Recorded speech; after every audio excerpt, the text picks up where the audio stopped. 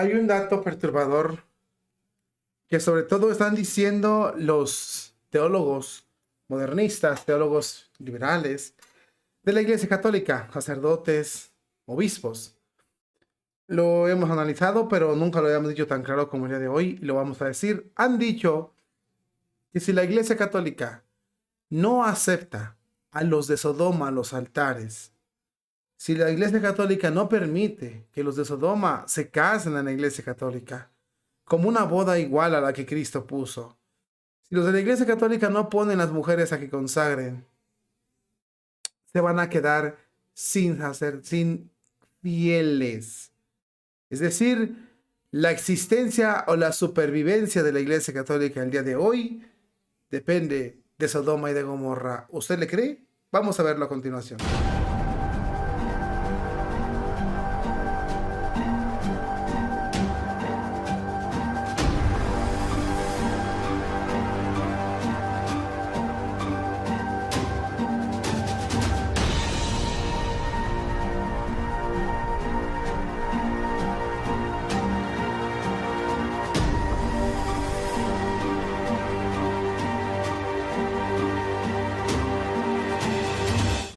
Queridos hermanos en Cristo, la cosa se pone un poco interesante. Ya hemos analizado en los dos programas el día de hoy, lo de la fiducia, primero a Roberto Sala y después esta remix, esta aberración que está haciendo en la Iglesia Católica. Y ahora para culminar el día hemos encontrado lo que ellos dicen: si la Iglesia Católica no se somete a los caprichos de Sodoma y de Gomorra, obvio a la ordenación de laicos, obvio a la ordenación y a que las mujeres consagren, entonces la iglesia no va a sobrevivir en este momento de la historia, en este mundo el día de hoy. La pregunta es muy importante, la pregunta es muy interesante y es más profunda de lo que nos podemos imaginar. La pregunta es la siguiente: ¿la iglesia depende del mundo? ¿La iglesia la sostiene el mundo? ¿En qué creen nuestros jerarcas? ¿La iglesia tiene que someterse al mundo para poder sobrevivir? ¿O es Cristo el que la vive? ¿La iglesia transmite la verdad única o transmite una verdad más? Esto es muy importante. Si la iglesia, por ejemplo, dice, si la iglesia no se hace más abierta, perderá a todos sus miembros. Esta variante de argumento cronológico en pleno siglo XXI ha sido, con estas u otras palabras, una de las respuestas más repetitivas, incluso en el tweet del padre Juan Manuel Góngora. Ya lo vimos lo que pasó ahí con él, lo que han dicho muchos católicos que se han tornado en contra de la Iglesia Católica porque el padre se refirió o defendió lo que es la sana doctrina. Hay malas noticias para todas aquellas personas que están hablando y que dicen que si la iglesia no se abre a los de Sodoma y Gomorra, va a dejar de existir. En ese sentido no habrá, porque si la jerarquía fuera a aprobar las relaciones homosexuales, el resultado no sería una iglesia más abierta y tolerante, sino una desaparición de la Iglesia Católica, y que en el fondo lo que nos jugamos aquí no es la categorización de las relaciones entre personas del mismo sexo o de personas humanas, sino algo aún más importante: si la iglesia es o no transmisora del fiel mensaje de Cristo, es lo que en realidad está en juego. Y si lo que se ha considerado, por emplear la fórmula clásica, por todo, desde siempre y en todas partes, como un pecado que clama la ira de Dios, se convertirá en algo perfectamente ilícito, bendecible, entonces la Iglesia Católica estaría renunciando incluso a su única razón de ser. Esto es muy importante. Ya se sabe que la doctrina se desarrolla. ¿Cuánto daño ha hecho ese concepto?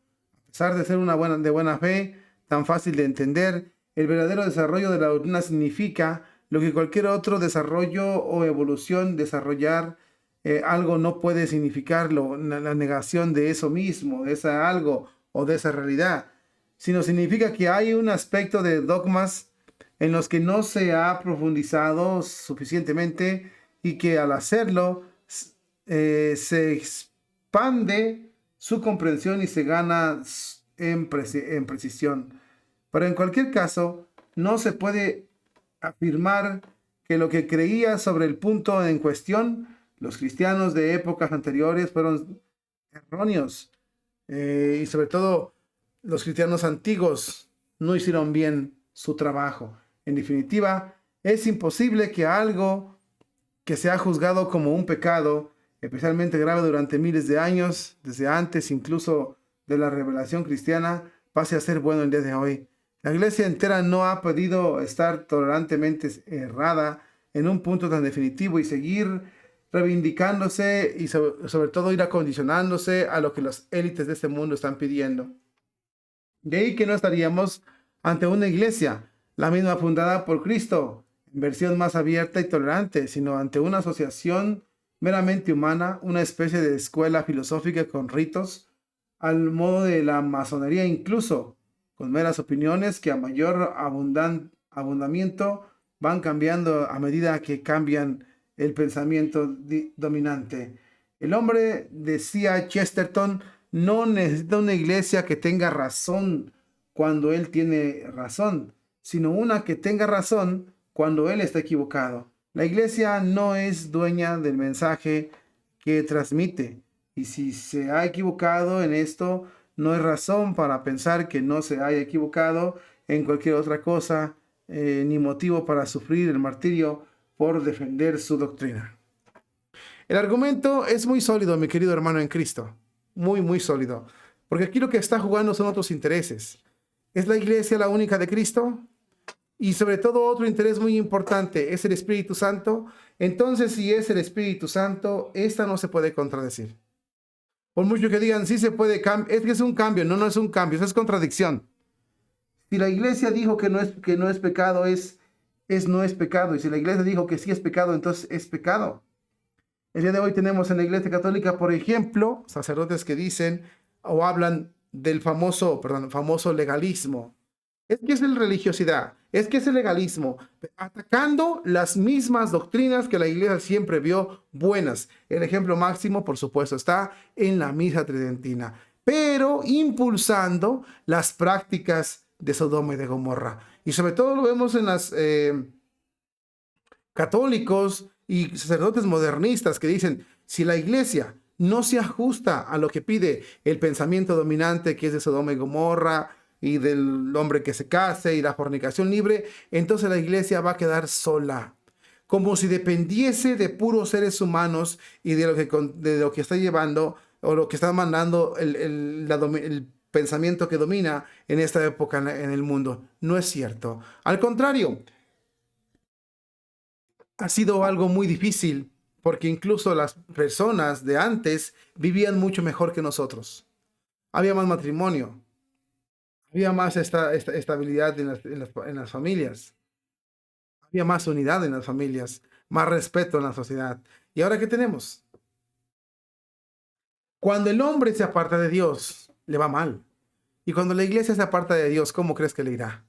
Si el Espíritu Santo guía a la iglesia católica, si es que la guía, no se puede contradecir en algo tan marcado, que lo marcaron repetidas veces en la Biblia, Antiguo, Nuevo Testamento. Cuando San Pablo decía que los de Sodoma y Gomorra no iban a entrar al cielo al igual que los adúlteros, se estaba basando en el Antiguo Testamento y lo dijo. Pero el que digan ahora, te vamos a bendecir para que estés bien y estés contento, es totalmente lo opuesto.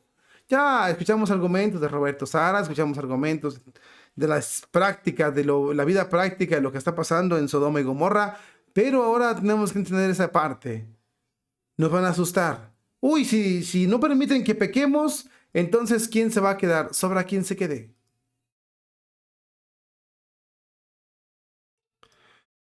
Lo drástico de esto, mis hermanos en Cristo, es que hay mucho laico infiel a Cristo.